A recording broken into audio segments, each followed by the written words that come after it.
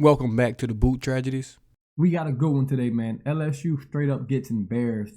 Absolutely embarrassed Sunday night against Florida State in the rematch of the season opener last year. LSU had something to prove, coming in as number 5 team in the country. Championship expectations this year in the SEC College Football Playoff expectations this year, and they did absolutely nothing to prove those things. Absolutely embarrassment by everybody out there, the coaching staff, the players, just LSU in general did not look good. You got your ass kicked on national TV, and we'll kind of talk about it, man. Everybody's tuned in, and that's the product we got. Absolutely unacceptable. LSU loses 45-24 to Florida State. Really should have been 45-17. Got a touchdown in garbage time against the 4th-string DBs out there. Got a 75-yard touchdown. That doesn't do anything for me. So they really went out there and got their ass kicked. Like bad. It was 17-14 at one point, and we let them go 31 straight unanswered. 31 straight unanswered should never happen at any level, especially if you're LSU. But we'll jump into it, man. We'll just jump right into it. The first drive of the game, LSU comes out.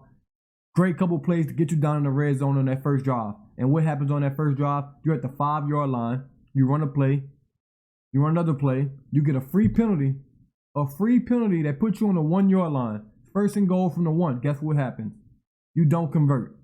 You don't convert at all. You're trying to run power out the shotgun, which is also stupid. Line up on the center. Hand the ball off. Get in the end zone, man. Stop trying to run this zone read, all these RPO type schemes in the red zone. Run the ball, get physical, and get a yard. If you can't do that in 4 plays, there's a problem. So, obviously, the first 3 plays, they don't get it. They call a timeout. I'm screaming, take the points.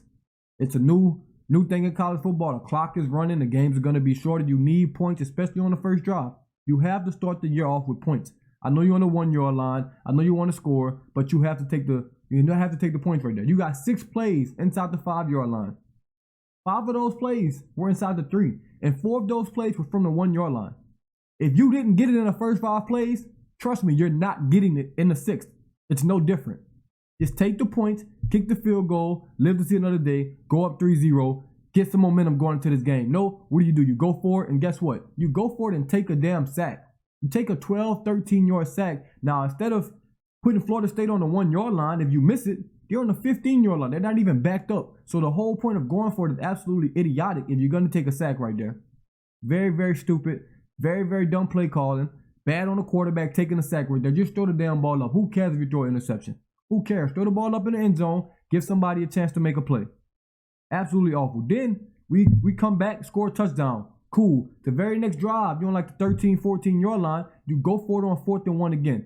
You have proven already in the first quarter that you cannot just outstrength them, outman them. Their front 7 was kicking your ass. You can't do it. Guess what? We tried again. Do not get the first down. Now you're leaving more and more points on the board. You can't keep leaving points on the board, man. This is football. You have to score points to win the game. You knew coming in that your defense was suspect. You knew coming in that your cornerbacks were suspect. But yet you don't want to put points on the board?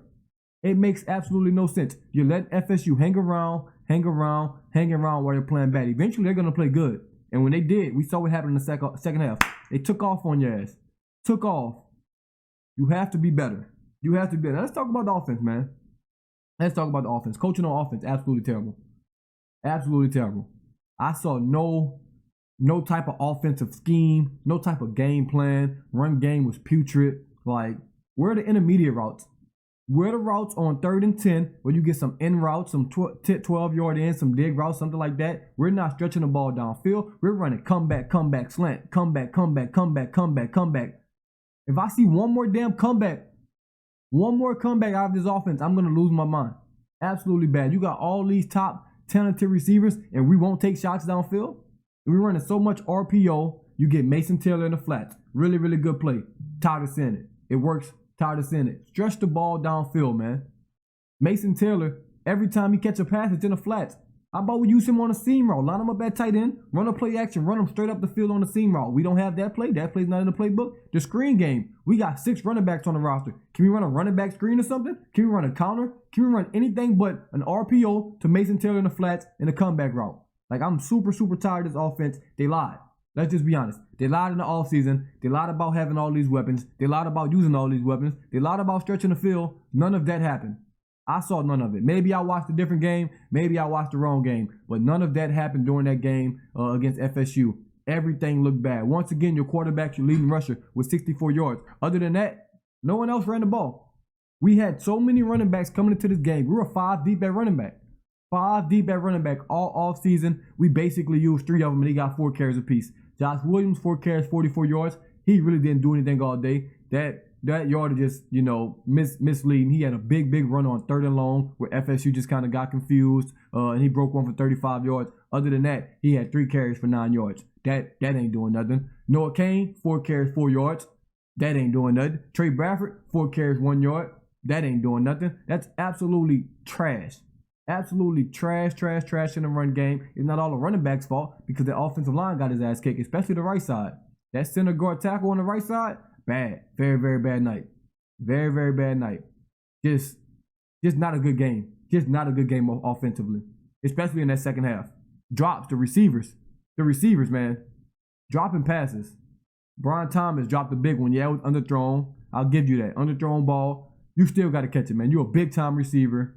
You have to catch that ball. 5-star, in-state guy. You have to come down with that ball. That changes the game. It's already down 24-17. Then I think we throw a pick the very next play. That's how quick it happens. Malik Labor slips on the pass. Pick. Drive before that. I think it's 17-17. Lacey drops a slant in his hands. He catches that. He may still be running. That's a touchdown. He drops a slant that he could take to the house. All receivers do, clap, run back to the sideline. He's shown no improvement. These guys have shown no improvement. It's simple as that. Brian Thomas' numbers looks crazy. 7 catches, 142 yards, 1 touchdown. Wasn't that good of a game. It wasn't that good. Those numbers are misleading. You had that 75-yard touchdown at the end of the game for a touchdown. I don't want to hear that. I don't want to see that. Very bad by the receivers. A spot on this team I thought was going to be a strong suit for this team was not. Where's Aaron Anderson? You got the guy. You lost him in state. He went to Bama. He came back. He had 1 catch for 7 yards. He's running so many, fake jet sweeps and fake jet sweeps and fake jet. How about you give him one? You ever thought about that?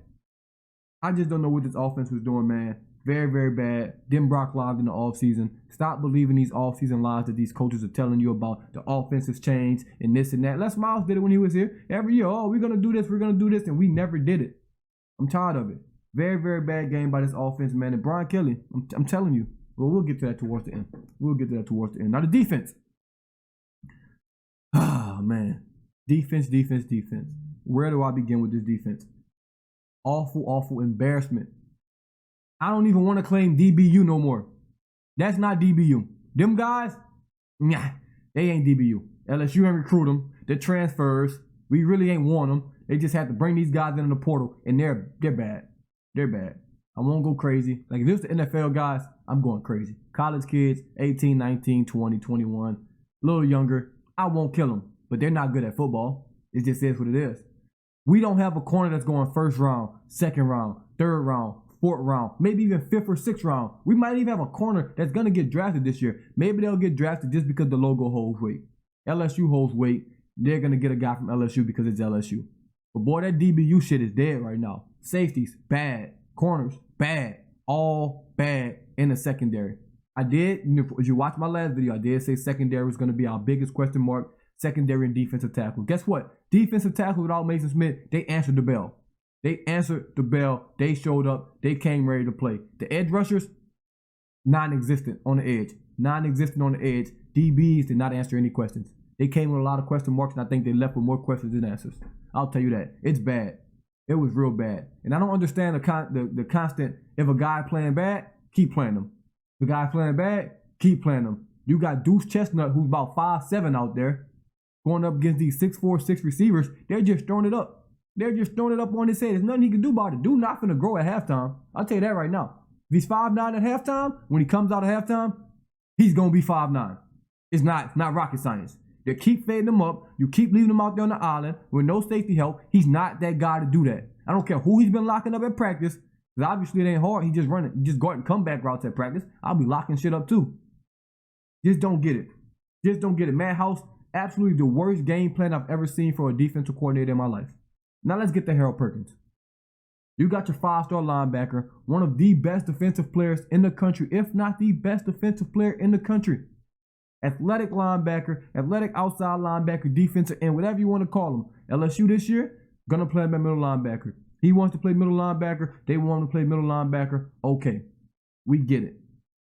They come into the season saying, hey, we're going to line him up at middle linebacker, on the right side, on the left side, on the edge, outside linebacker, rushing. You're going to be, have to search for Harold Perkins every play. They lied. Once again, they lied. They get in these games and the assholes get tight. They lied. The guy played middle linebacker and was a quarterback spy for 90% of the game. He had 28 snaps in coverage, rushed the passer 7 times. 7. You got the best pass rusher in the nation rushing the passer 7 times. It makes absolutely no sense. No sense at all. When he was really, really good last year, you just let him go. Brian Kelly in the press game, in the post game, in the press, said, well, last year he was just a see ball, get ball guy. We don't want him to do that this year. See ball, get ball wins games. It's a lot of guys in the league. There's a lot of guys in college that, guess what? You see ball, you go get ball. That wins you a lot of games. You got this man spying. Oh, let me spy. That shit doesn't work. You're rushing 3 with a quarterback spy in college in a soft zone. This is LSU. Man up, send some pressure, and see what happens. Because that soft coverage, dropping 8 in the coverage, it doesn't work. It doesn't work. It has never worked. It will never work. Especially playing a quarterback that's mobile. You're sending 3 guys who already can't rush the passer. We're already lacking on the D-line. And guess what you do? You leave those guys on the island. And sending 3? They're never going to get there. And they never got there. That's why they were 9 for 14 on 3rd down. That's why you got the best pass rusher in college football, possibly, playing a quarterback spy. He rushed the passer 7 times. They were 9 for 14 on 3rd down. You tell me how that makes sense. You tell me how you keep running the same thing over and over and over and over and over again, and it's not working, and guess what you do? You keep running the same shit over and over and over again. I know it's your game plan, but you have to adjust on the fly. You have to adjust on the fly. I didn't see it last year. This coaching staff, they do not adjust in game. After the game, they come back the next game with a better game plan, but they do not coach in game. In game adjustments are awful. At halftime, what the hell did we adjust to? What the hell? They maybe thought because we were winning that it's working. That's not how that works. You're winning the game, but you're not playing well. You're not playing well just because you're winning.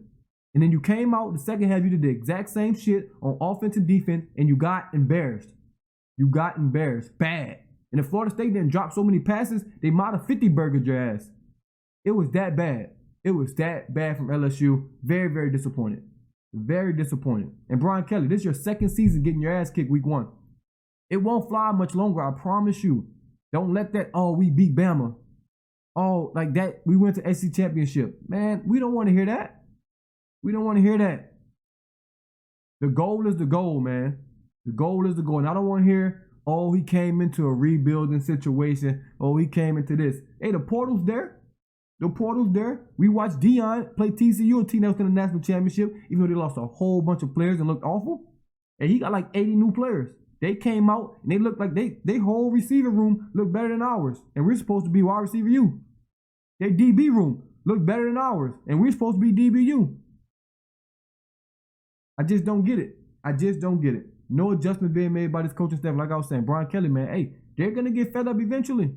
And by they, I mean we. And by me, everybody. Next year, we open up the season with USC. USC first game. You get your ass kicked 3 years in a row opening day, I promise you your job will be on the line. Because then you have Clemson and a home and home after that. It's only getting tougher. We've obviously showed that we can't play week 1 under Brian Kelly. In a narrative of him can't win a big game, look at the big games last year. You tell me the big games last year. In my opinion, big games last year, FSU lost that one. Bama won that one. Tennessee got our ass kicked. Texas A&M, right before the SEC championship, even though A&M wasn't good, that was a big game. College playoff implications, kind of. Lost that game. You get an SEC championship, you lose that game. I think you had 5 big games last year. You won 1. 1-4 in those big games. You're in the SEC. They're not going away. Maybe I'll give you the Ole Miss win. Maybe I'll give you 2 wins. Maybe I'll give you 2-5 in big games. You had about 5 big games, but the really, really big games last year, the real big ones, there was 4 real big ones in my opinion. Tennessee, Alabama, FSU, Georgia. You went 1-4, and you barely won the one. You had to go for a 2-point conversion late in overtime to win that one. And the other ones, you were really getting blown out by FSU the first game. They let us come back, end up losing on the extra point. For the Georgia-Tennessee game, you got your ass kicked. And once again, big game, once again against FSU, you're down 28 in the fourth quarter with 2 minutes left. Getting your ass ran out the stadium. If we're going to be this bad week 1, schedule a bad team week 0. You know, it's the week 0 game right before the season start. You play Tennessee Tech. You play Massachusetts University. I don't care who you play. But obviously playing these top 10 teams week 1, we can't do it under Brian Kelly. And I'm not calling for his job. I'm not saying fire Brian Kelly. But eventually I might start saying fire these coordinators. Matt House, Dan Brock. If you don't tell me you don't have the players. If you don't have the players, that means you can't recruit. That's a part of college. You got to recruit. You got to recruit. That's why I'll never come in and you can't really blame the DB coach in the NFL or something like that because you don't have to really recruit. It's different. You can draft guys, you free agency, all this stuff. You can make trades, but in college you have to recruit.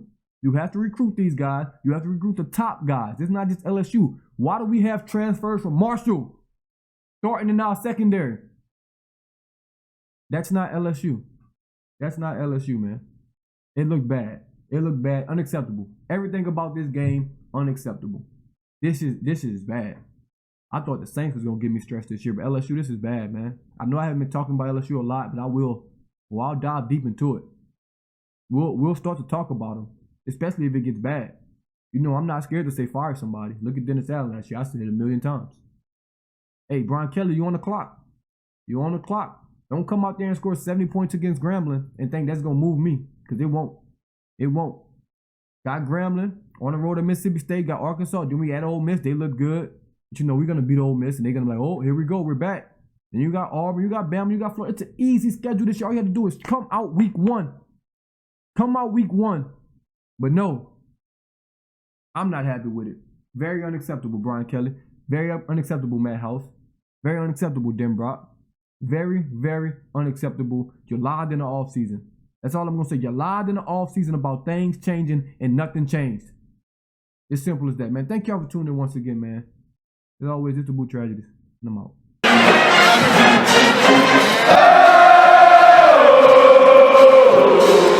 Suck that tiger dick, bitch!